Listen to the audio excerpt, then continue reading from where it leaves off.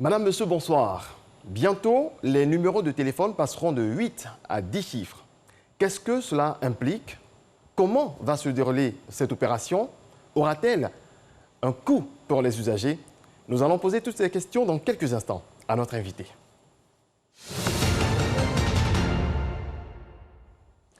La nouvelle a été annoncée en Conseil des ministres le 26 février dernier. Je vous invite à suivre ces propos du porte-parole du gouvernement. Le plan national de numérotation actuel, constitué de l'ensemble des numéros téléphoniques disponibles, arrive bientôt à saturation en raison du rythme de consommation et des besoins importants en numéros, notamment en matière de téléphonie mobile. Aussi, le Conseil a adopté, sur proposition de l'Autorité nationale de régulation des télécommunications de Côte d'Ivoire, un nouveau plan en vue d'anticiper les perturbations des réseaux et sauvegarder l'économie nationale. Le nouveau plan national de numérotation proposé est de 10 chiffres au lieu de 8 chiffres anciennement et aura l'avantage d'offrir une capacité théorique de 10 milliards de numéros. Retour sur ce plateau de Ça fait l'actualité. Nous parlons aujourd'hui du basculement à 10 chiffres des numéros de téléphone. Et notre invité est autre que le directeur général de l'Autorité de régulation des télécommunications de Côte d'Ivoire, ARTCI, M. Bilé Dieméléou. Bonsoir. Bonsoir. Merci d'avoir accepté notre invitation. Merci à vous. Nous étions, monsieur le directeur, à 6 chiffres avant 2000, précisément en janvier. Nous sommes passés à 8 et bientôt à 10. Pourquoi? D'abord parce que notre réseau, notre parc de numéros tend vers une saturation. Disons, je peux dire qu'il est quasiment saturé. Et nos études ont montré qu'il fallait répondre aux sollicitations, aux besoins des consommateurs, de sorte qu'ils puissent bien sûr utiliser les services qui leur sont offerts. Plus de téléphones, plus d'usage des télécommunications et donc le basculement s'impose. Aujourd'hui, combien d'abonnés y a-t-il en Côte d'Ivoire? Nous avons environ 37 500 000 en mobile et 271 000 abonnés fixes. Du coup, ça fait? Ça fait, disons, 3 700 000 abonnés. Très bien. Pardon. Vous avez dit 37 700 700 abonnés. 37 700 abonnés. Mobile et comme fixe. Ouais. 37 500 abonnés. Très bien. Et on vient de l'entendre dans l'élément, la capacité de cette nouvelle plateforme mise en place est de 10 milliards de numéros. Suffisant pour combien de temps? D'abord pour au moins 50 ans. Les études ont montré qu'avec 10 milliards de numéros, on pourra atteindre cette borne-là de 50 ans. Donc, c'est pour une durée de 50 ans. 50 ans. Alors, est-ce que ce n'est pas un retard sur la technologie que vous voulez rattraper? Par exemple, en France, on est passé à 10 chiffres en 1996. Et avant la France, il y avait 8 pays qui étaient déjà à 10 chiffres. Mais je pense que nous ne sommes pas en retard. Vous voyez que le parc qui était à notre disposition n'était pas saturé, il était prévu pour 50 ans aussi. Lorsqu'il a été lancé le 15 janvier 2000, lorsque nous sommes passés à 8 chiffres, on pensait aller à 50 ans. Mais au bout de 20 ans, tout a été, je peux dire, consommé. Donc nous ne sommes pas en retard, nous sommes dans le progrès. Et parce que le fait de passer à 10 milliards, c'est dans l'objectif de pouvoir exploiter les nouveaux services qui naîtront. On vous parle aujourd'hui des objets connectés, on vous parle aussi du réseau 5G. Alors, donc, il ne faudrait pas que la Côte d'Ivoire soit en retard. Nous ne sommes pas en retard, nous sommes bien dans le bon temps. Et c'est pourquoi, d'ailleurs, le gouvernement a pris la décision en Conseil des ministres de nous permettre de passer à 10 chiffres. Quand est-ce que le basculement se fera? Dans la nuit du 30 au 31 janvier 2021. La nuit du 30 au 31 janvier, c'est-à-dire que les Ivoiriens vont se réveiller avec de nouvelles habitudes. Tout à fait, tout à fait. Et nous faisons cette opération avec les opérateurs, nous ne sommes pas tout seuls. Il concerne tous les numéros de téléphone ou certains numéros? D'abord, ça concerne ceux qui sont dans les numéros fixes et ceux qui sont dans les numéros mobiles. Par contre, il n'y a pas de changement pour les numéros d'urgence et bien sûr pour les numéros sociaux et autres. 180 pour... Et puis les numéros à valeur ajoutée, il n'y a pas de changement à ce niveau-là. Il n'y a pas de changement. Alors, dites-nous, monsieur le directeur, l'opération est payante? Ah non, elle est gratuite. Hein. Elle est gratuite pour les consommateurs et pour tous ceux qui vont utiliser ce nouveau plan à 10 chiffres. C'est gratuit. Gratuit également pour les opérateurs ou bien... Ça dépend. Si vous dites gratuit pour les opérateurs, en fait, il faut un investissement pour pouvoir mettre en œuvre leur nouveau plan. Et nous aussi, en tant que régulateurs, nous faisons aussi un investissement au niveau de la communication. Vous voyez que je suis sur votre plateau. Voilà, donc, nous travaillons à ce que nous aboutissons. Mais il y a un coût qui est partagé. Nous serons la partie communication et les opérateurs aussi, une partie communication et technique aussi. Donc les opérateurs vont débourser quelque chose. Normalement. Okay, normalement. Travail, oui.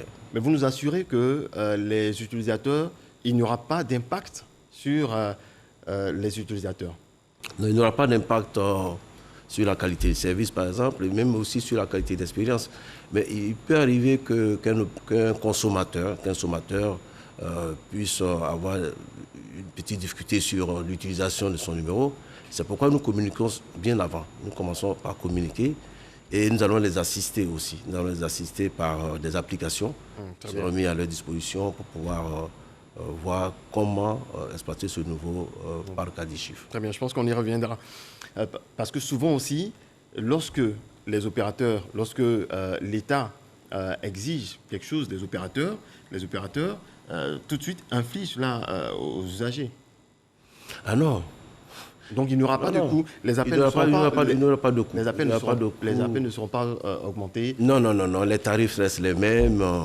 Les services offerts, sauf s'il y a de nouveaux services qui sont proposés par les opérateurs. Mais pour le moment, il n'y a pas de nouveaux services annoncés. Donc les services actuels restent dans les mêmes tarifs.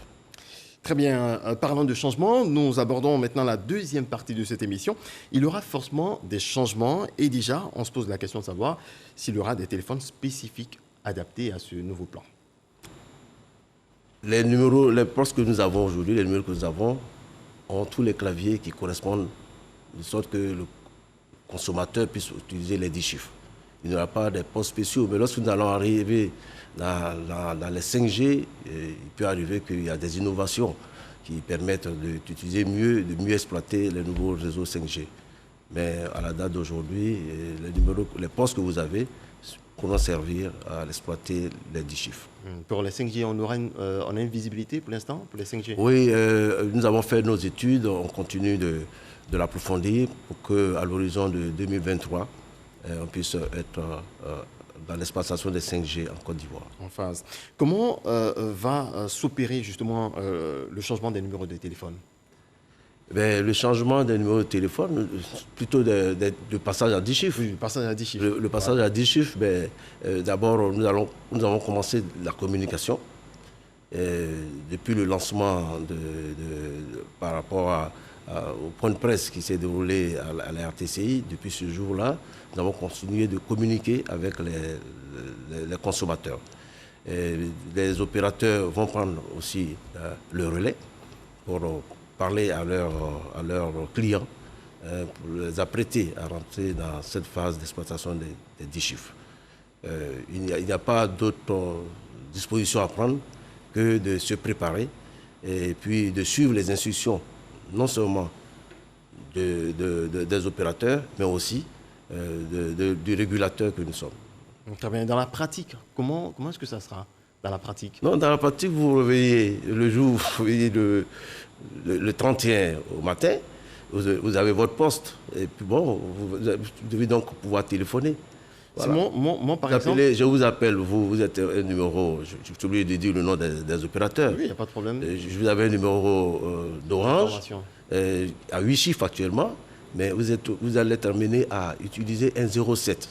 C'est-à-dire que vous allez avoir 07 devant votre numéro. C'est le préfixe. C'est le préfixe. Le préfixe est de 07 qui vient s'ajouter à votre numéro à 8 chiffres. Ça, c'est Orange. Celui qui est chez MTN, il a son numéro MTN. Il a un 05 qui s'ajoute à son numéro. Et celui qui est chez Move, il a un 01 qui s'ajoute à son numéro. Vous savez, aujourd'hui, quand vous regardez les numéros à 8 chiffres, que vous soyez chez Orange, MTN, Move, parfois vous ne vous retrouvez pas. Parce que vous n'avez pas forcément le 07 chez Orange, ni le 05 chez MTN ou le 01 chez Move. Parfois vous avez des 41, des 43 et autres, mais parce qu'on était à court de numéros.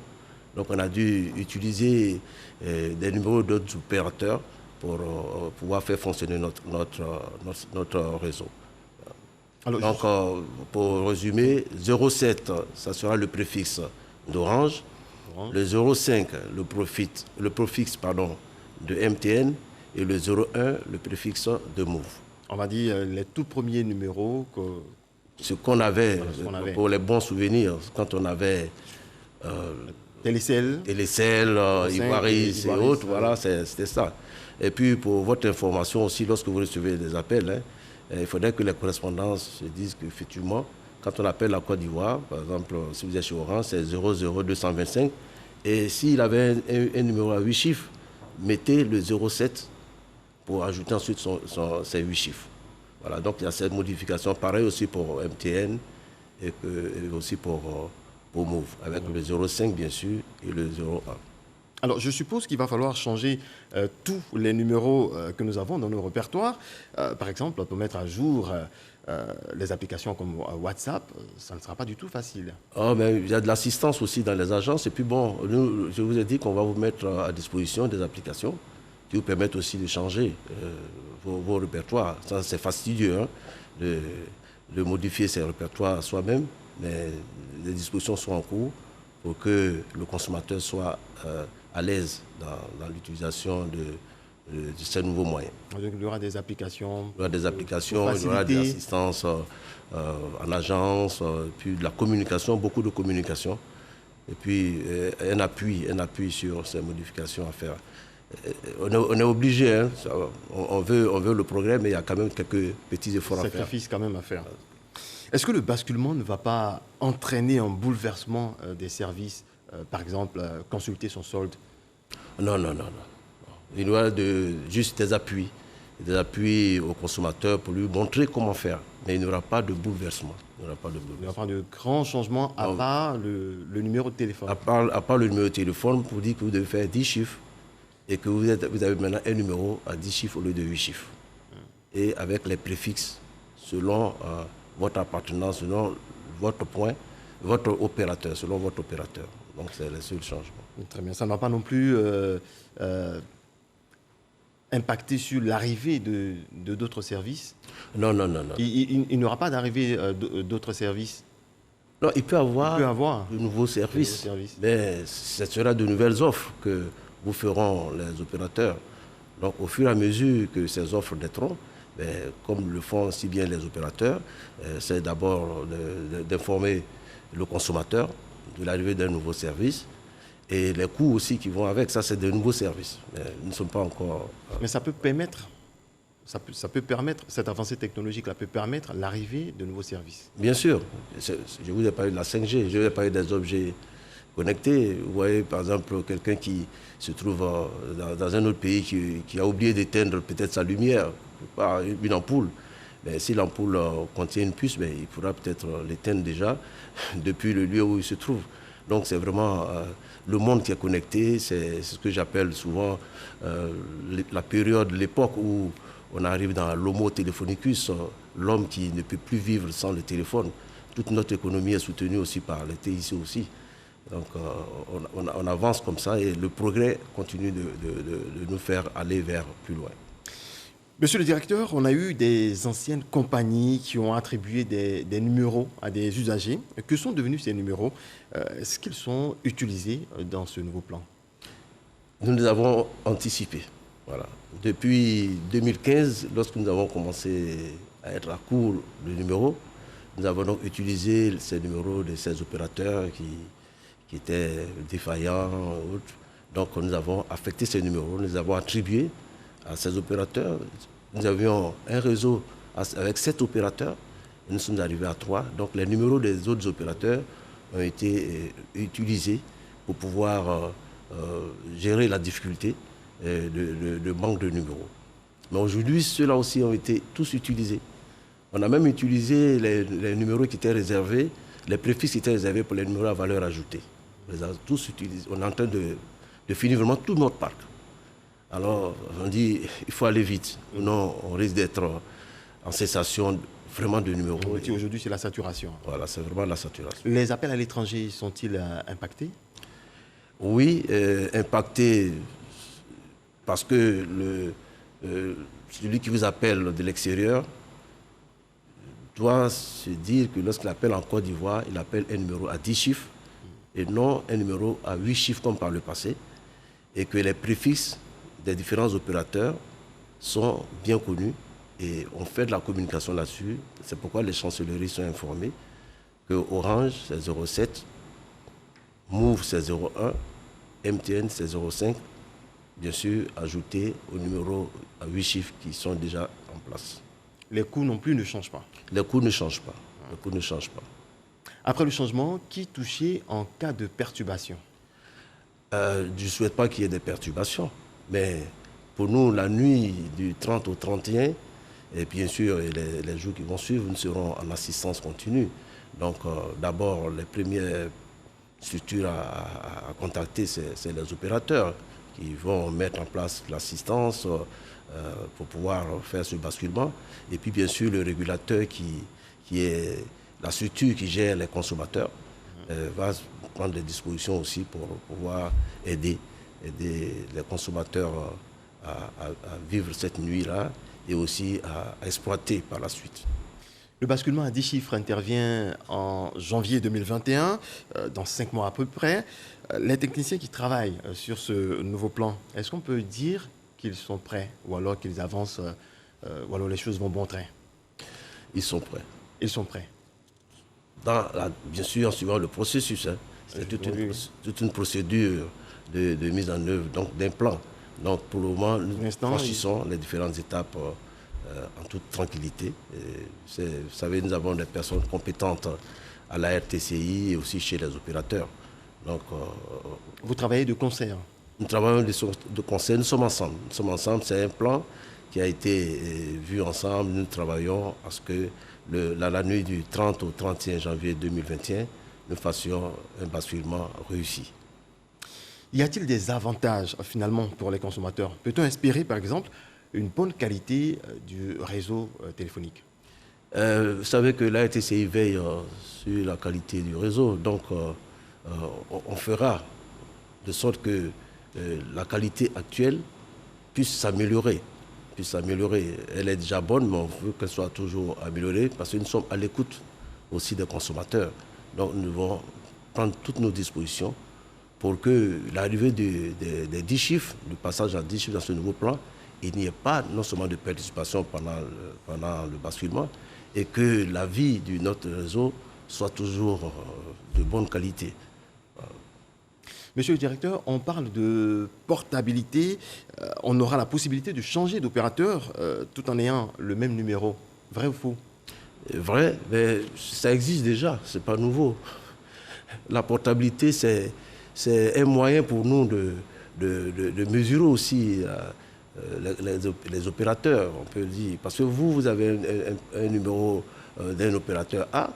Si vous n'êtes pas satisfait ou bien si vous pensez que la qualité de service ne vous convient pas, que les tarifs ne sont pas bons, vous pouvez, en gardant votre numéro de l'opérateur A, passer chez un opérateur B avec le même numéro. Donc vous pouvez être chez... Je ne veux pas faire de difficulté à des opérateurs. Mais je pense que beaucoup ne savaient pas. Ah, mais c'est dommage, hein, mais ça c'est du côté commercial. Donc que les opérateurs fassent tout pour que leurs consommateurs soient bien informés. Nous avons pris les dispositions pour vulgariser la portabilité. Il faudrait que les consommateurs vraiment se fassent porter, qu'ils se fassent porter parce qu'il y a beaucoup d'avantages. Vous n'êtes pas satisfait, vous pouvez aller chez l'autre. Problème qualité de service, problème d'offre parce que vous voulez créer une flotte. Voilà, vous êtes dans votre famille, vous voulez créer une flotte, faire de sorte que tout le monde soit sur le même réseau. Même si vous avez un numéro de A, vous pouvez être toujours dans la flotte avec B parce que vous avez choisi d'aller chez B.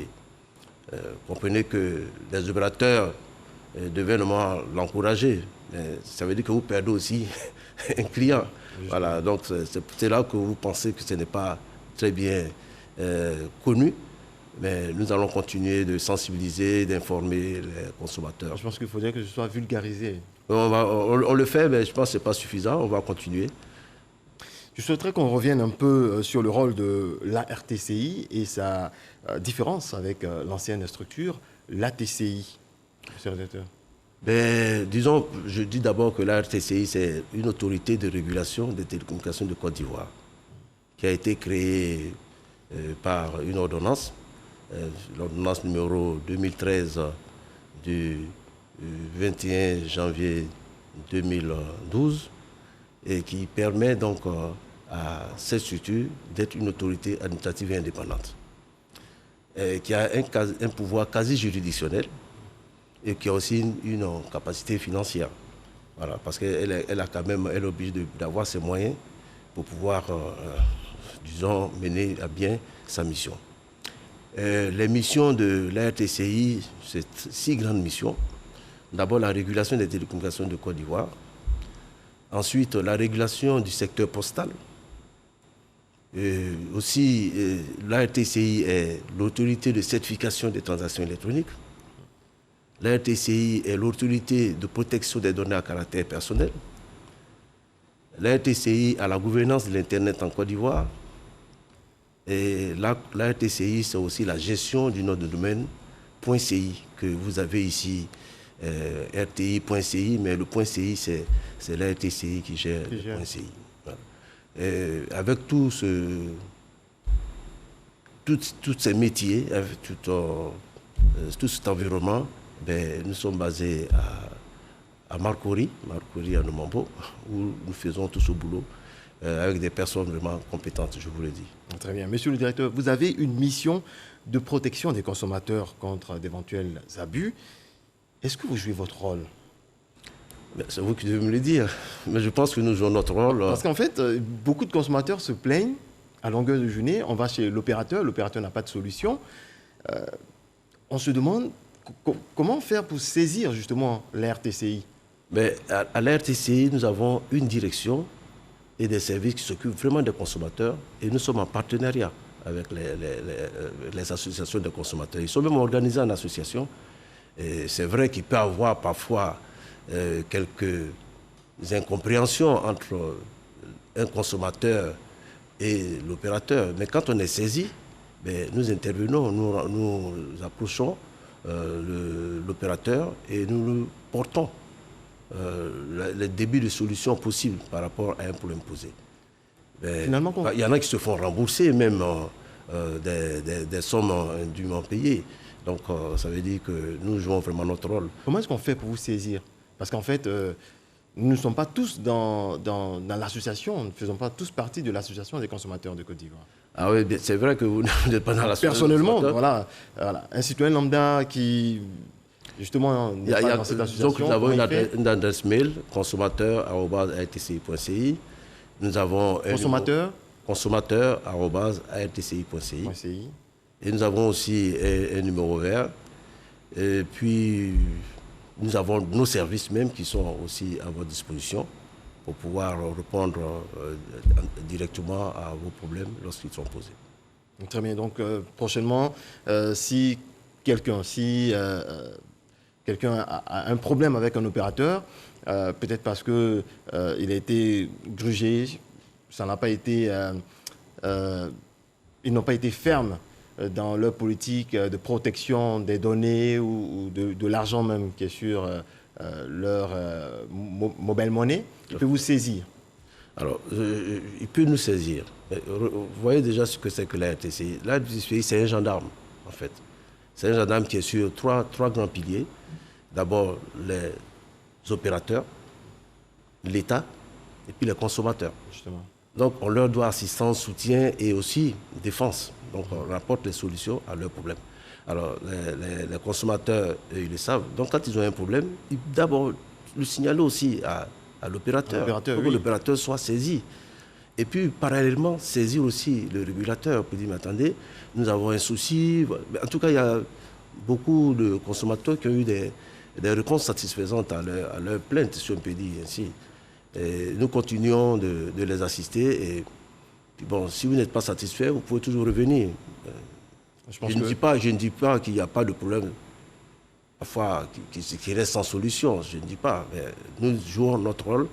Et puis, il faut aussi accepter d'être le bon perdant lorsque vous savez que vous n'avez pas raison. Très bien.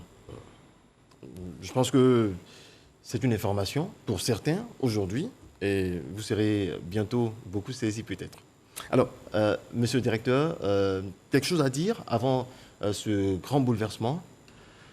D'abord, demander aux consommateurs d'avoir confiance en ce passage à 10 chiffres. Ça fait partie du progrès, ça fait partie de l'avancée de la technologie. Tout le monde parle de la 5G, tout le monde parle des objets connectés, mais il ne faut pas attendre. Il faut déjà être dans le tempo. Et nous, en Côte d'Ivoire, la RTC étant un régulateur de référence international, ne peut pas rester en reste. Nous jouons notre rôle et c'est un appel que je leur fais d'attendre ce basculement et de rentrer de plein pied lorsque nous serons dans la nuit du 30 au 31 et puis utiliser ces nouveaux produits et aussi ce nouveau parc de 10 milliards de numéros. Merci beaucoup, Monsieur Billet Diéméléo. Je rappelle que vous êtes le directeur général de l'autorité de régulation des télécommunications de Côte d'Ivoire. Merci d'avoir, une fois de plus, accepté notre invitation. Merci à vous pour l'entretien. C'est tout pour ce nouveau numéro de Ça fait l'actualité. Merci à toutes et à tous de nous avoir suivis. Excellente soirée à vous.